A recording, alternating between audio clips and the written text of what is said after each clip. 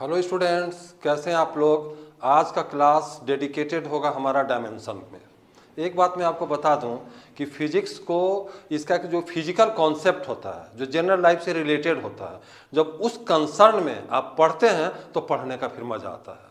जैसे डायमेंशन की बात मैं करूं, डायमेंशन वास्तव में क्या है? एक एड्रेस है। जैसे आप हैं तो आपका जो पर्सनैलिटी है तो उसका कुछ इंट्रोडक्शन, जैसे आपका वेट कितना हुआ, आपका जो हाइट कितना है, ये सब क्या है? आपका एक तरह से कंप्लीट आइडेंटिफिकेशंस का एक सिंबल है। उसी तरह से जितने भी फिजिकल क्वांटिटी फिजिक्स में इस्तेमाल होते हैं उन सबों के लिए भी एक आइडेंटिफिकेशन मार्क्स है, जिससे हम पता कर सकते हैं कि आखिर ये क्वांटिटी कौन सी है। ठीक है, तो जरा सब समझते हैं डायमेंशंस को। There are 7 dimensions. बेस जो क्वांटिटी था, जो आपका क्वांटिटी बेस क्वांटिटी या जिसको आप फंडामेंटल क्वांटिटी कहते हैं, वो आपको मालूम है 7। एक बार दोबारा हम लोग देखते हैं कौन कौन सा था। आपको याद ही होगा, पहला नंबर हम लोग लेते हैं मास को। मास था, ठीक है। Length, time, temperature, electric current, amount of substance, याद आ रहा है। और लास्ट में था luminous intensity.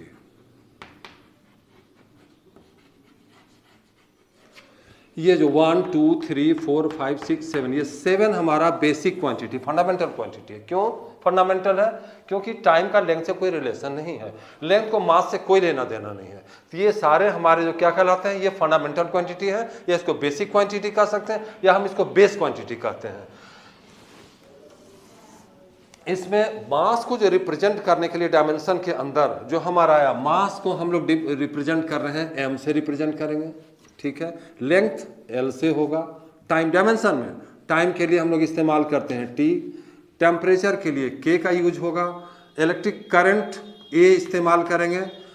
Amount of substance MOL होगा, गलती से ई नहीं देंगे क्योंकि शॉर्ट फॉर्म में इस्तेमाल होता है। और ल्यूमिनस इंटेंसिटी के लिए CD का इस्तेमाल होगा। ये दीज आर द 7 डायमेंशंस, मतलब 7 कैटेगरी से किसी भी फिजिकल क्वांटिटी को हम लोग आइडेंटिफाई कर सकते हैं। बात आती है कि ये तो बेसिक का रिप्रेजेंटेशन हुआ, तो डायमेंशन क्या हुआ सर? डायमेंशन इस तरह से समझिए कि ये जो क्वांटिटी है तो फिजिकल ये बेस क्वांटिटी है, तो इसका रिप्रेजेंटेशन में मास का जो एक्सपोनेंट आएगा, पावर जो आएगा, उसी को हम लोग कहते हैं डायमेंशन। जैसे एक छोटा सा एग्जांपल लेते हैं जिससे बात क्लियर समझ में आएगी।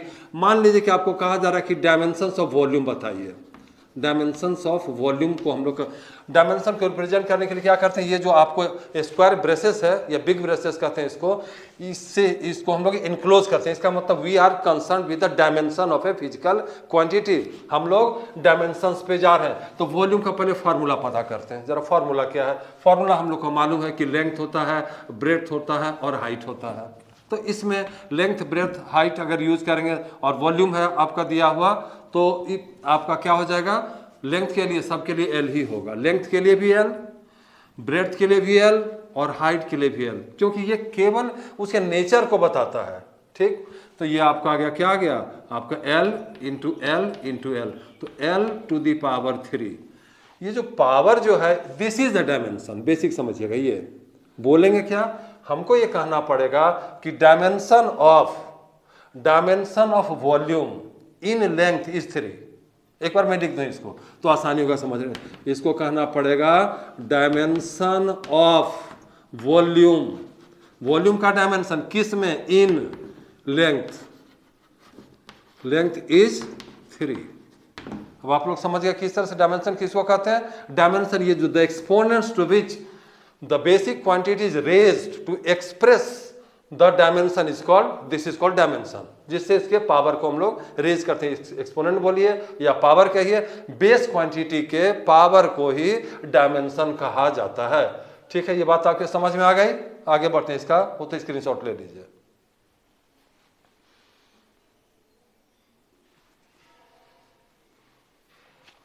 अब एक बात आती है कि सर इसका यूज क्या है, बता तो रहे ठीक है डायमेंशन, इसका यूज क्या होगा। हम लोग डिटेल से बहुत सब जो कुछ फिजिकल क्वांटिटी का डायमेंशन निकालेंगे, देखेंगे फोर्स का क्या है, ठीक है, टॉर्क का क्या है, और भी कई सारे फिजिकल क्वांटिटी है। अराउंड 250 क्वांटिटीज हैं फिजिकल क्वांटिटी, डिराइव्ड क्वांटिटी, ये तो बेस तो है, उसके बाद हम लोग डिराइव्ड क्वांटिटी जानते हैं, तो उसको निकालेंगे।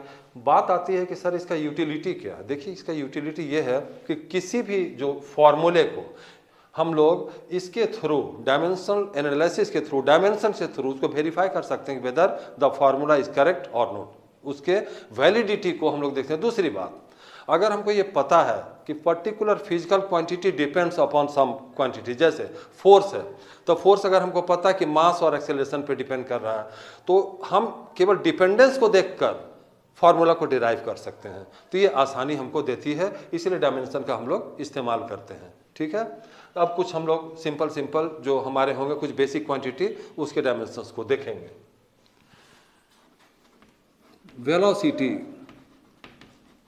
वेलोसिटी क्या था, change in position by time, displacement by time जिसको आप कहते हैं।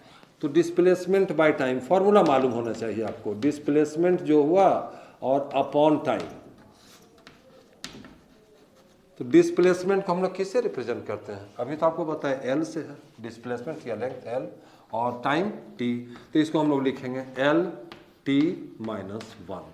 डायमेंशन यहाँ पर वेलोसिटी है, निकाल क्या रहे हैं डायमेंशन, तो इसमें हम लोग अगर ये बिग ब्रेसेस का इस्तेमाल करेंगे, इसका मतलब क्या है, dimension of velocity is L T minus 1। Language क्या यूज करेंगे, dimension of velocity in length is L, in time it is -1, ठीक है। आइए एक्सेलरेशन को देखते हैं। एक्सेलरेशन,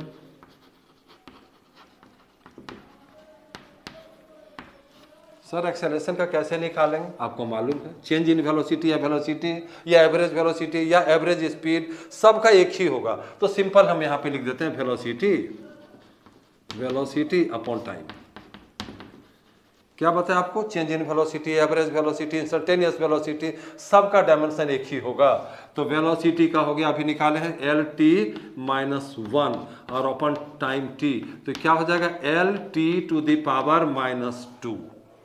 क्लियर, बहुत आसान, कुछ भी नहीं है इसमें, वेरी सिंपल, समझ गए एक्सेलरेशन। इसके बाद इसी में अब हम लोग फोर्स को लेकर के देखते हैं, फोर्स, ठीक है। देखिए सर फोर्स को बताइए, फोर्स होता क्या है, फोर्स होता है मास इनटू एक्सेलरेशन। मतलब किसी भी क्वांटिटी का, फिजिकल क्वांटिटी का अगर डायमेंशन हमको निकालना है तो एक चीज जानना, उसका फार्मूला जानना पड़ेगा, तब तो पीछे को अटैच आप करिएगा। तो जैसे मास इनटू एक्सेलरेशन हम लोग जानते हैं, मास के लिए पता है कि हम लोग m का इस्तेमाल करते हैं, ठीक है। और सर एक्सेलरेशन के लिए अभी तो निकाले थे एल टी माइनस 2, इसका मतलब डायमेंशन ऑफ फोर्स, फिर देख लीजिए यहाँ इसको एनक्लोज किए, dimension of force is M L T minus 2। अगर पावर की बात करें, कभी कभी ऐसा लिखते हैं, ये यहाँ दे दिया 1, ठीक है, L1, लेकिन कोई जरूरी नहीं है देना, दे भी सकते नहीं भी दे सकते हैं, ठीक है। और ये जो आया हमारा ये कंप्लीट, इसको कहते हैं डायमेंशनल फार्मूला। किसका डायमेंशनल फार्मूला है, फोर्स का, मतलब dimensional formula force is M L T minus 2। एक चीज और आप जानते हैं, एक छोटा सा और निकालते हैं, टॉर्क, जिसका दूसरा नाम है मोमेंट ऑफ फोर्स, डील करेंगे आगे जब पढ़ेंगे तो इस सब सारे टर्म आएंगे। Moment of force is force into perpendicular distance. Sir क्या होगा फोर्स का, तो अभी निकाले, देखिए रहे आप, M L T minus 2, distance का एल क्या हो जाएगा, ये M L square T to the power -2, torque का आपका डायमेंशन। इस तरह से आप ये समझ गए कि अगर फॉर्मूला मालूम है तो किस तरह से किसी का डायमेंशंस को फाइंड आउट करते हैं। इस तरह से है तो जैसा कि मैंने बताया, ये बेसिक बता रहे हैं, around 250 physical quantities to which you have to find out the dimensional formula.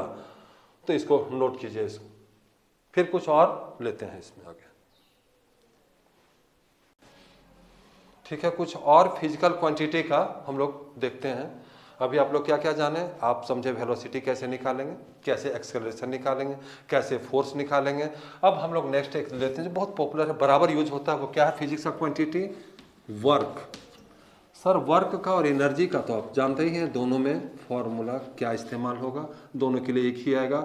और ये होता क्या है, ये आपको मालूम है, F इंटू एस। अब यहाँ पर ये मत कहिएगा कि सर ये डिस्टेंस है कि डिस्प्लेसमेंट है, बड़ा विवाद, इसको हम क्लियर करेंगे जब ये क्लास हमारा नॉर्मल जब उस स्टेज तक जाएंगे तब हम इसको बड़ा इसको डिस्क्राइब करेंगे। एक चीज़ और भी है, ये सर इसमें कुछ वेक्टर वगैरह नहीं डालिएगा। डायमेंशंस में वेक्टर है कि स्केलर, ये पता ही नहीं चलता, उसका यूज नहीं होता, इसलिए फ्री है। इससे इसका मतलब बर्डन नहीं लेना कि सर फिर ये आपका स्केलर है कि वेक्टर है। Nothing to worried about the nature of the physical quantity. Right now come here. Work and energy, work और एनर्जी का एक ही है। तो फोर्स का भी बताए थे, फोर्स का क्या था, m(L)T-2 और इनटू क्या है डिस्टेंस, तो डिस्टेंस के लिए L, तो ये क्या हो गया आपका m(L)2T-2।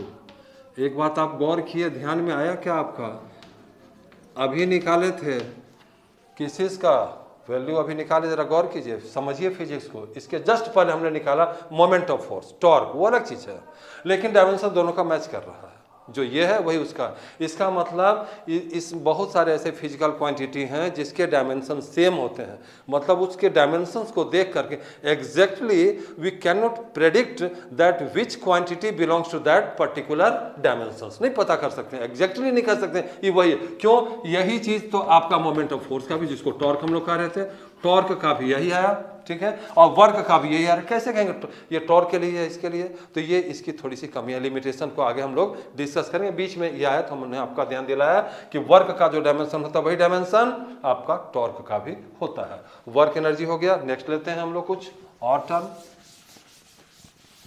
थोड़ा इलेक्ट्रिसिटी को टच करते हैं, क्योंकि क्लास 10 से जस्ट आप अपग्रेड हुए हैं, तो इलेक्ट्रिसिटी से रिलेटेड कुछ जो हमारे डायमेंशंस को है उसको हम लोग डिस्कस करें। पहला नंबर आता है चार्ज। देखिएगा एक चीज, चार्ज को क्या करेंगे सर, चार्ज का तो हम लोग जानते हैं कूलम होता है, क्यू उसका डिनोमिनेशन, वो नहीं चलेगा। ये चार्ज जो है वास्तव में फंडामेंटल क्वांटिटी नहीं है, ये डिराइव्ड क्वांटिटी है, बेसिक क्वांटिटी नहीं है, बेस क्वांटिटी नहीं है, फंडामेंटल नहीं। तब sir charge equal to current into time होता है, ये तो पता है, तो करंट इनटू टाइम। करंट के लिए मालूम है हम लोग ए का इस्तेमाल करते हैं, और टाइम के लिए क्या यूज करते हैं, टी। तो ये हमारा चार्ज का जो डायमेंशन हुआ, चार्ज का जो डायमेंशन हुआ क्या हुआ, ए टी, ठीक है। दूसरा नंबर सर, चार्ज तो हो गया, अब जरा सा बताइए कि पोटेंशियल को बताइए क्या होगा। सर पोटेंशियल और पोटेंशियल डिफरेंस अलग होगा क्या, मैं इसी में जोड़ देता हूँ, potential difference will be same, तो पोटेंशियल डिफरेंस का ही यही होगा डिफरेंस। सर इलेक्ट्रोस्टैटिक पोटेंशियल का उसका भी वही होगा, जैसे कि आपको बताया ना अभी कि वेलोसिटी में वेलोसिटी का वही होगा, स्पीड का वही होगा, एवरेज वेलोसिटी का वही होगा, एवरेज स्पीड का वही होगा, इंस्टेंटेनियस वेलोसिटी का वही होगा, सब में एक ही होता है। उसी तरह से पोटेंशियल और पोटेंशियल डिफरेंस का सेम होगा, लेकिन फार्मूला मालूम होना चाहिए, आपको पता ही है, जस्ट क्लास 10 में आप लोग डिस्कस करके अभी आए, वर्क बाय चार्ज, याद आया। Work done to bring the unit positive charge from infinity to a particular point is called electric potential। उसी को कर वर्क बाय चार्ज। वर्क अभी निकाले हैं, देखिए वर्क क्या था आपका, वर्क में आ गया m(L)2T⁻⁻², ये वर्क का था। नीचे आया चार्ज अभी निकाले AT। चलिए समराइज कीजिए क्या होगा, ये m(L)2T-3, देख रहे हैं ना यहाँ पे T-3, यहाँ से ऊपर गया पावर, और इस जगह ए ऊपर जाएगा, क्या हो जाएगा -1। ये मेरा डायमेंशंस हुआ। बार बार देखेंगे, यहाँ नहीं देने का जरूरत है, ये सिंपल हम यहाँ पर देते हैं। जरा से इधर आते हैं फिर, सर पोटेंशियल दे दिए, चार्ज पता चला, जरा रेजिस्टेंस का बहुत इस्तेमाल होता था, सो रेजिस्टेंस बता देते तो अच्छा रहता। रेजिस्टेंस में आपको पता होगा क्या करते थे, V=IR फॉर्मूला था, ठीक है, तो R का ही निकालना, तो R क्या हो जाएगा, V/I। V अभी निकाले हैं, यही तो है पोटेंशियल, m(L)2T-3 और A-1 और डिवाइडेड बाय करंट A, क्या हो जाएगा ये m(L)2T-3 A-2 होगा। किसका डायमेंशन आ गया, रेजिस्टेंस का, ठीक है। एक और टर्म बड़ा ही इंपॉर्टेंट है जिसका इस्तेमाल करते हैं, वो पोटेंशियल ग्रेडियंट। पोटेंशियल ग्रेडियंट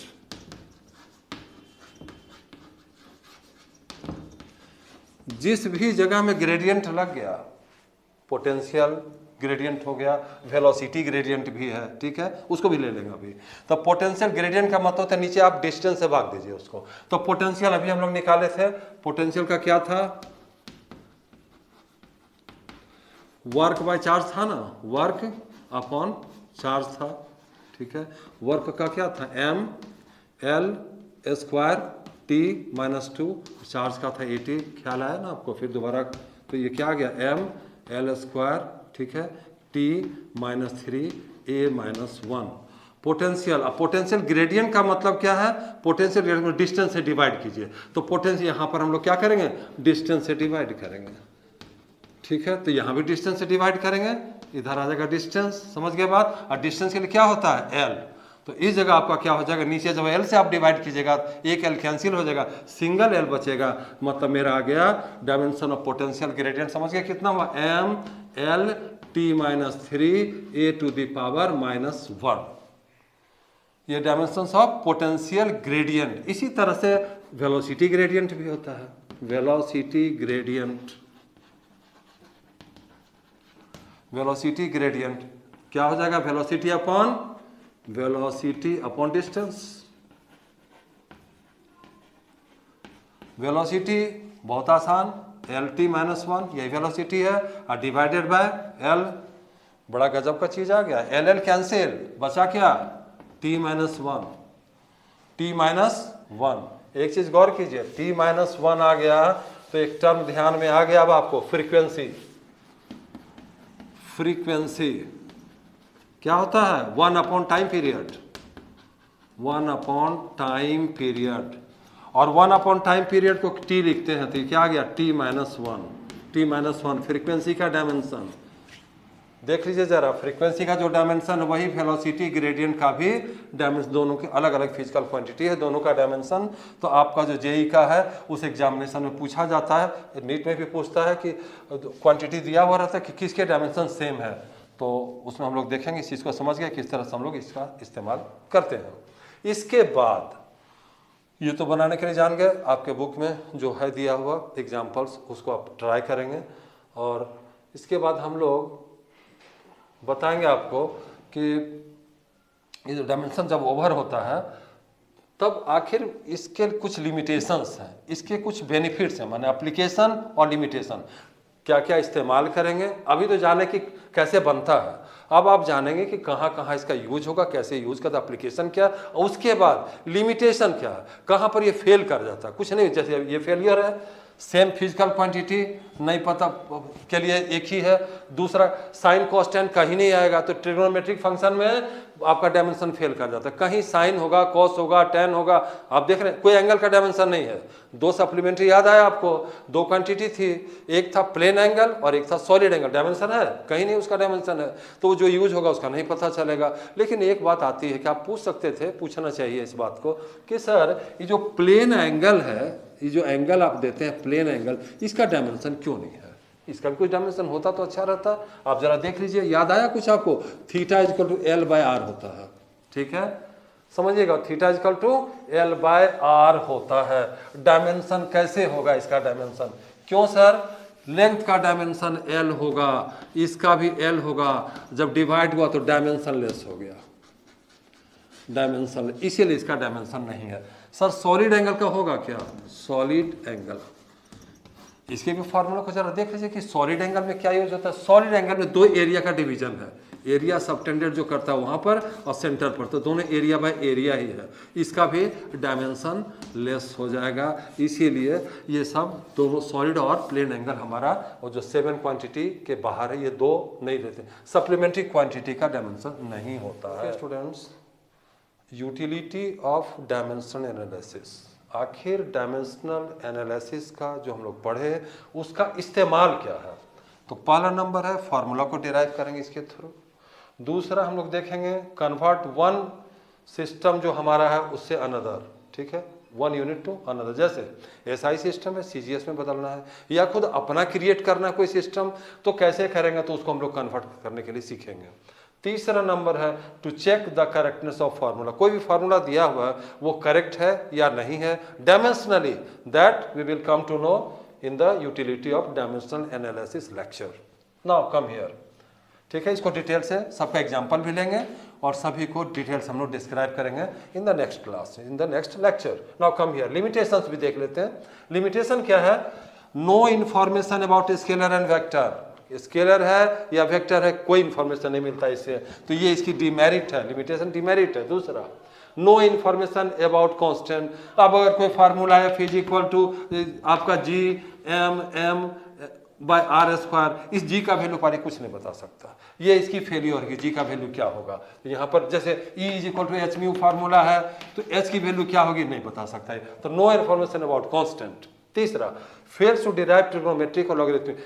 पूरे डायमेंशनल एनालिसिस में साइन का, कॉस का, टेन का कहीं इस्तेमाल नहीं है. एक आपको एक्सपोनेंशियल फंक्शन जो ई का इस्तेमाल है ये भी कहीं यूज नहीं करता है इसको, ठीक है. और लॉगरिथमिक का कहाँ लॉग लगेगा, इसका भी यूज नहीं है. तो ये सब इसकी जो है क्या है, लिमिटेशंस है या कहिए डिस्क्रिपेंसीज है, ये कमियां हैं. तो हम लोग नेक्स्ट लेक्चर में इसको डिटेल से, ये पोर्शन तो सिंपल है बता ही दिए, समझ गए, लेकिन इसमें सबका एग्जांपल चाहिए और क्वेश्चंस लेंगे जिससे आपको समझने में आसानी होगी. तो नेक्स्ट लेक्चर में फिर हम लोग मिलते हैं आपसे. और एक रिक्वेस्ट, दोबारा डबल एस करना है. एक एस सब्सक्राइब हुआ और दूसरा एस से शेयर करना है, इसको थोड़ा सा केयर करना है. मेरे तरफ से यही रिक्वेस्ट. नेक्स्ट क्लास में फिर हम लोग मिलते हैं. ओके.